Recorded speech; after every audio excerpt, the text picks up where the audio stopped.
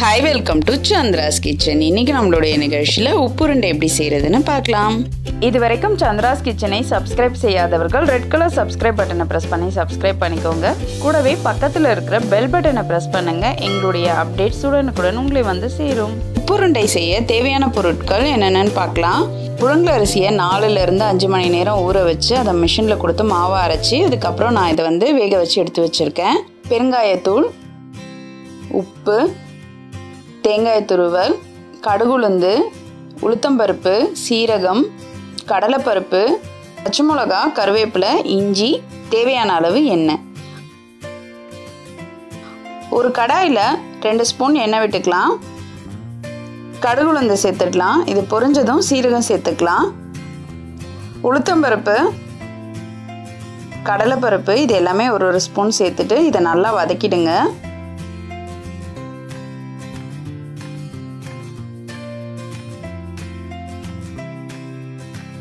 அடுத்ததாக பச்சை மிளகா சேர்த்துக்கலாம், இஞ்சி சேர்த்துக்கலாம்,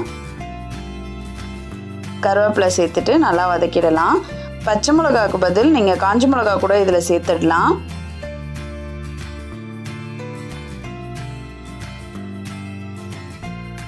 தேங்காய் துருவல் சேர்த்துக்கலாம்.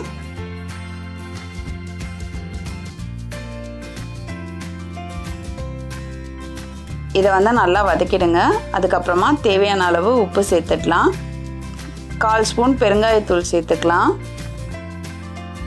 எல்லாத்தையும் சேர்த்து நல்லா வதக்கிடுங்க. இப்போ இது நல்லா வதங்கிடுச்சு. இப்போ நம்ம ஏற்கனவே வேக வச்சு எடுத்து வச்சிருக்க புழுங்கல் அரிசி மாவை இதோட சேர்த்துடலாம். சேர்த்துட்டு இதை வந்து நல்லா கலந்து விட்டுடலாம்.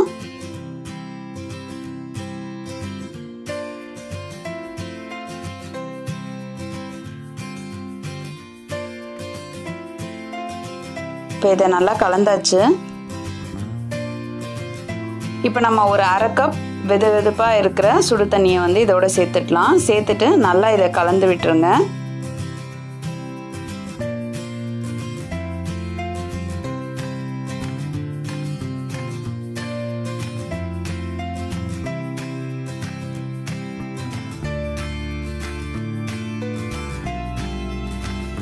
இப்போ நம்ம வந்து இந்த மாதிரி பிடிச்சா உங்களுக்கு பிடிக்க வரணும். அந்த அளவுக்கு நம்ம வந்து தண்ணி சேர்த்தா போதும். ரொம்ப தண்ணி சேர்க்கக்கூடாது. இந்த மாதிரி பிடிக்க வரணும். இப்போ இந்த மாதிரி எல்லா உருண்டைகளையும் பிடிச்சு எடுத்து வச்சிடலாம்.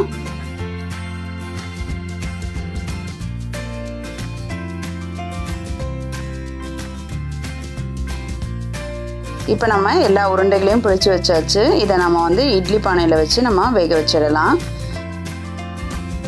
இட்லி பாத்திரத்தில் ஒரு ஈர துணி போட்டுடலாம். போட்டுட்டு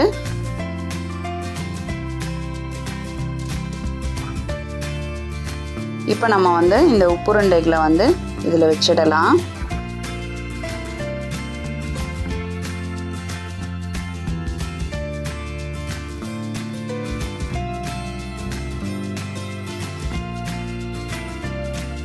இந்த துணியை வந்து நம்ம எல்லா பக்கமும் இந்த மாதிரி மூடி வச்சிடலாம்.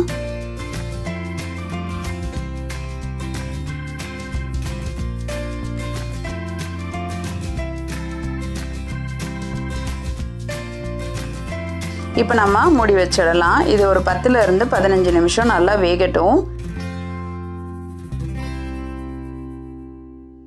நம்மளுடைய பாரம்பரியம் மிக்க இந்த உப்பு உருண்டை வந்து இப்போ ரெடி ஆகிடுச்சு. நீங்களும் இதை வந்து உங்கள் வீட்டில் ட்ரை பண்ணி பாருங்கள். ட்ரை பண்ணி பார்த்துட்டு உங்களுடைய ஃபீட்பேக்கை எங்களுக்கு சொல்லுங்கள்.